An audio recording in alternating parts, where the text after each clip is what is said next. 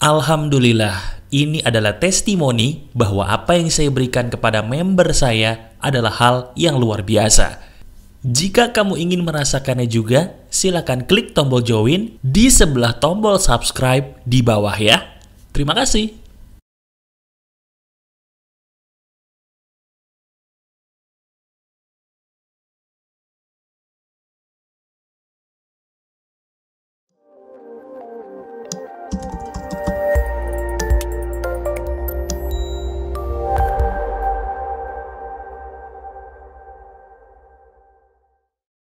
Halo teman-teman, ada saya kembali Aryan Surya, sahabat baik kamu dari podcast pagi di Pagar Kehidupan. Curhatan hati seorang motivator. Halo, iya, bagi kamu yang sudah mengenal saya, biasanya kamu mengenal saya sebagai seorang sahabat yang memotivasi kamu ya. Dan bagi kamu yang secara tidak sengaja mungkin tertarik ingin menonton video ini, selamat datang. Perkenalkan saya Aryan Surya yang biasa dikenal oleh sahabat Pagar Kehidupan sebagai seorang motivator sekaligus sahabat dalam hidup mereka sehari-hari. Kali ini saya ingin memberikan sebuah materi khusus yang setelah dipikir-pikir bisa jadi sangat menginspirasi. Bagaimana sih kalau ditanya kira-kira seorang motivator itu yang biasa memotivasi, dia pernah nggak sih butuh bantuan orang lain? Atau dia bisa nggak sih menyembuhkan dirinya sendiri? Dan bagaimana nih seorang Aryan Surya bisa mencapai titik ini? Kalau memang itu menjadi pertanyaan kamu, yuk kita bahas aja pelan-pelan. Apapun yang sedang kamu kerjakan, kerjakan aja. Tapi sambil mendengarkan ucapan saya ya. Siapa tahu apa yang saya bagikan ini benar-benar sangat bisa menginspirasi kamu seperti biasa. Ayo deh, kita mulai. Jadi gini teman-teman. Sebenarnya video di hari ini sangat terinspirasi oleh pertanyaan-pertanyaan yang sering muncul. Mas Aryan Surya kok bisa sih menolong saya? Mas Aryan Surya kok bisa sih menolong ratusan ribu orang? Bahkan mendekati 1 juta subscriber? Ngomong-ngomong, Mas Aryan Surya sendiri ini pernah gak sih merasa butuh bantuan orang lain? Pernah gak sih butuh curhat sama orang lain? Siapa sih atau bagaimana caranya ketika seorang Aryan Surya membutuhkan bantuan, terus Mas Aryan nih ngapain? Jawaban saya adalah cerita. Izinkan saya untuk bercerita dulu ya, bagaimana kisah saya yang sebenarnya nggak manis-manis banget, yang pasti bisa menginspirasi kamu. Jadi gini, saya ini dulu adalah seseorang yang bisa dibilang punya banyak kekurangan. Kekurangan yang saya maksud waktu kecil adalah kekurangan yang nampak di mata dan juga kekurangan yang tidak nampak di mata.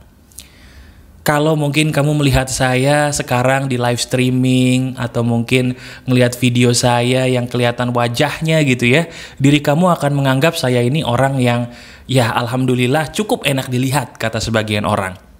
Tapi ketika saya waktu kecil dulu teman-teman, kamu mungkin tidak percaya bahwa rupa saya, mohon maaf, sama seperti anak Afrika yang kurus kering.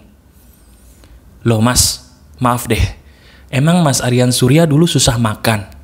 Atau Mas Aryan Surya dulu, maaf banget sih mas, orang tuanya susah banget?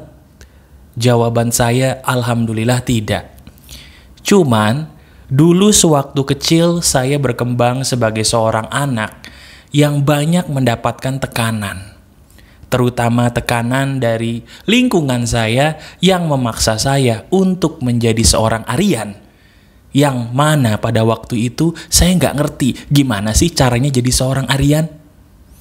Coba deh, sekarang sampai sini dulu saya pengen kamu merenung ke dalam diri. Saya tanya, pernah nggak sih kamu seumur hidup kamu bingung? Bingungnya bukan masalah keuangan, bukan masalah percintaan doang, tapi bingungnya gimana sih mas caranya saya untuk menjadi saya?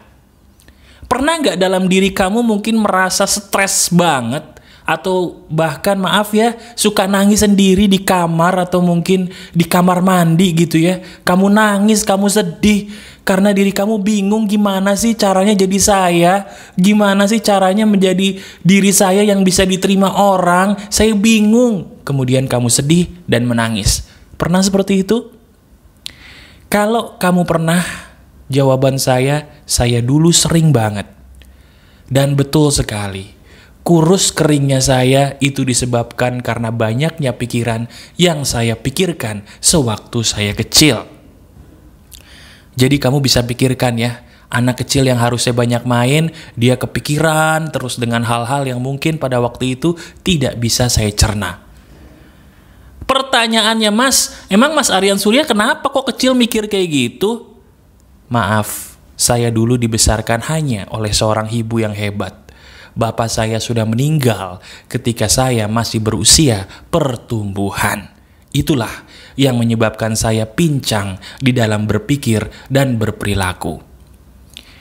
Dan yang paling menyedihkannya lagi teman-teman, waktu saya kecil karena rupanya itu tidak enak dipandang, muncullah anak-anak yang kurang bimbingan orang tua kemudian membuli saya sewaktu kecil di sekolah. Dan bulian-bulian itu menambah pedih luka hati yang ada di seorang Aryan kecil. Coba, kamu juga pernah sepertinya ya mengalami apa yang saya alami. Di saat kamu sudah gelap, tiba-tiba mengalami keadaan yang membuat dirimu tambah gelap lagi. Sampai maaf, kamu pernah memikirkan untuk kayaknya hidup saya harus berakhir aja deh. Pernah seperti itu? Kalau pernah, berarti dirimu sama seperti saya. Singkat cerita, akhirnya saya berkembang menjadi seorang remaja, menjadi seorang dewasa muda, dan akhirnya saya bisa mencapai titik ini. Saya mencapai titik ini dengan cara menggunakan filosofi bodoh amat ini pikiran gua. Teman-teman, maaf ya, bukannya saya ingin kamu menjadi iba kepada saya, sama sekali tidak. Tapi dulu, saya itu adalah orang yang bisa dibilang satu-satunya di antara 1000 orang di sekitar saya yang punya mimpi. Saya itu dulu adalah satu-satunya orang yang bisa berdiri sendiri di saat orang di sekitar saya gak ada yang mau megangin saya. Ketika orang berkata, lu gak bisa, saya bilang, saya bisa, walaupun sebenarnya saya pincang. Ketika saya merasa bahwa saya gak sanggup, saya berkata saya sanggup, walaupun di dalam kata sanggup saya suka nangis sendiri. Ketika dulu saya berkata bahwa saya bisa mencapai 100, sebenarnya dalam hati saya tahu bahwa itu susah, tapi saya maju aja, saya bodoh amat, saya pengen mencapai 100. Walaupun saya menangis untuk mencapai 100, tapi saya mau mencapai 100, saya gak peduli kiri kanan saya bilang apa, saya mau, bodoh amat. Orang-orang di sekitar saya bilang, itu pedih. Memang betul pedih hidup saya, tapi saya menganggap pedih itu sebagai sebuah kesejukan. Walaupun kesejukan itu tetap pedih bagi saya mengatakan itu pedih adalah kesejukan bagi saya. Saya mengalami kesejukan, terus saya maju lagi. Walaupun sebenarnya itu pedih, tapi saya tahan, saya menganggap itu sejuk. Orang menganggap diri saya 0, saya nggak peduli. Saya tambahin kata 0 itu dengan angka 1 di depannya. Saya menganggap diri saya 10, walaupun dulu orang menganggap saya 0. Dengan menambahkan angka 1, saya percaya saya adalah 10. Walaupun pada kenyataannya mungkin diri saya memang 0 pada waktu itu. Tapi saya gak percaya dan saya masa bodoh amat. Saya pengen nambahin angka 1 di depannya sehingga saya menjadi 10. Saya yakin saya 10. Walaupun saya menangis, walaupun saya pedih karena dibilang 0, saya percaya bahwa saya 10, maju sendirian. Saya ulangi, maju sendirian. Dari situ saya akhirnya menemukan titik cerah, sampai akhirnya saya bisa berkembang menjadi seperti sekarang. Dan itu loh yang membuat saya lebih peka dibandingkan orang-orang di sekitar saya, teman-teman. Karena bisa jadi saya juga mengalami apa yang kamu alami. Karena bisa jadi saya juga mengalami lebih pedih bahkan dari apa yang kamu alami dulu atau sekarang. Jadi sekarang saya cuma pengen kamu mengambil pelajaran dari hidup saya. Kalau ada orang yang berkata, untuk mencapai puncak itu mudah, semudah membalikan telapak tangan, orang itu bohong, orang itu cuma pengen cari duit dari kamu. Karena sehebat-hebatnya manusia, untuk mencapai puncak, dia butuh perjuangan. Dan perjuangan yang saya maksud bukan perjuangan dengan dipegangin orang lain, bukan. Tapi perjuangan gimana caranya menghipnotis pikiran kita, bahwa di saat kita pincang, anggap diri kita tegak. Di saat kita 0, anggap diri kita 10. Di saat kita merasa kepanasan, anggap diri kita sejuk. Hipnotis pikiranmu sendiri. Jangan mengemis orang lain untuk mengasihani kamu. Dan itu yang saya lakukan. Yang alhamdulillah berhasil merubah hidup saya. Makanya, kalau mungkin ada di antara kamu pernah curhat di DM Instagram, mohon maaf sebelumnya kalau saya hanya menjawab singkat-singkat saja, karena memang saya ingin mendidik kamu untuk menjadi pribadi yang mengandalkan Tuhan aja cukup. Mengandalkan Tuhan aja cukup dan andalkan pikiranmu sendiri. Udah 2 itu aja. Kamu boleh pakai saya sebagai sahabat. Kamu boleh pakai pasanganmu mungkin sebagai seorang yang mungkin mendengarkan ceritamu. Tapi ingat, mereka pun juga manusia loh. Dan tidak ada satupun manusia yang bisa menjadi Tuhan. Beda manusia dengan Tuhan itu gak sama. Setuju? Sekarang coba lihat apa yang menjadi impian kamu. Coba lihat apa yang menjadi tujuan hidup kamu. Pakai cara hidup saya. Hipnotis pikiranmu. Ketika ada orang yang membilang bahwa kamu gak mampu, kamu itu 0 dalam hidup ini, tambahin angka 1 di depannya, katakan saya 10. Mau orang bilang saya 0, saya 10.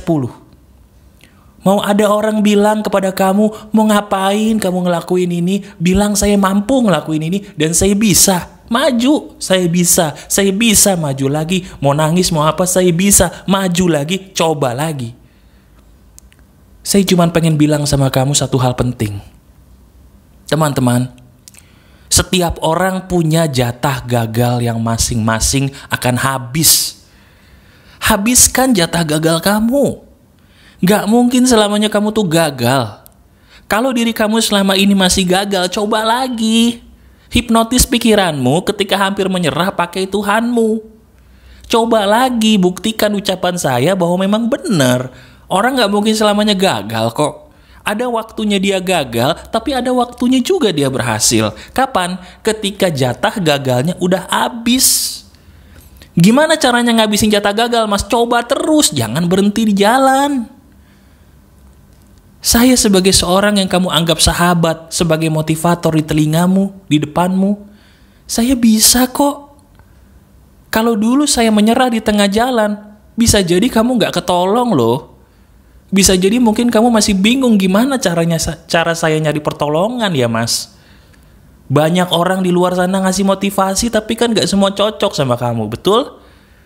Sekarang bayangkan kalau saya menyerah di tengah jalan, apa yang terjadi dalam hidupmu? Itu maksud saya. Pesan saya cuma satu, teman-teman. Ketika dirimu menyerah, berarti kamu berdosa. Benar. Ketika dirimu menyerah, berarti kamu berdosa. Kenapa? Karena ketika dirimu menyerah di tengah jalan, kamu mengambil hak orang lain, yang mana orang lain itu sebenarnya berhak bahagia karena kesuksesan kamu di masa depan. Diri kamu kalau mencoba terus bisa sukses, saya jamin. Dan ketika kamu sukses, siapa yang paling senang? Orang-orang yang mencintai kamu dan orang-orang yang kamu tolong, betul? Sekarang kalau kamu menyerah di titik ini, sekarang orang-orang yang menyayangi kamu tidak mendapatkan haknya untuk bahagia melihat kamu sukses. Dosa itu. Jadi, ayo jangan jadi orang egois. Pedih itu bagian dari kehidupan. Katakan dengan suara lantang, pedih adalah bagian dari sebuah kehidupan, tapi saya tidak menganggap pedih itu sebagai suatu hal yang pedih. Pedih atau tidak pedih itu pikiran doang. Maju lagi, hipnotis pikiranmu, gak boleh manja. Ketika kamu sudah hampir menyerah, andalkan Tuhan. Dah itu aja. Itu yang terjadi dalam hidup saya. Dan itu curahan hati yang saat ini pengen banget saya berikan kepada kamu. Saya adalah sahabat kamu dan bisa jadi saya adalah motivator bagi hidup kamu. Tapi saya juga dulu adalah orang yang bisa jadi lebih payah daripada kamu. Kalau saya bisa di titik ini, kamu pun lebih bisa daripada saya. Karena kamu luar biasa menemukan apa yang kamu cari di dalam video ini. Materi ini daging buat kamu. Jangan sia-siakan. Jadikan video ini berulang kali sebagai penyemangat hidup kamu dan pemecah masalah hidup kamu ya. Janji? Selamat menjadi orang baru yang bahagia. Saya tunggu kamu menjadi orang sukses ya. Coba lagi, kamu bisa dan mampu. Masih ada saya, Aryan Surya, sahabat baik kamu selalu dari Pagar Kehidupan. Tetap keep the spirit, keep sharing, and keep loving. Bye-bye.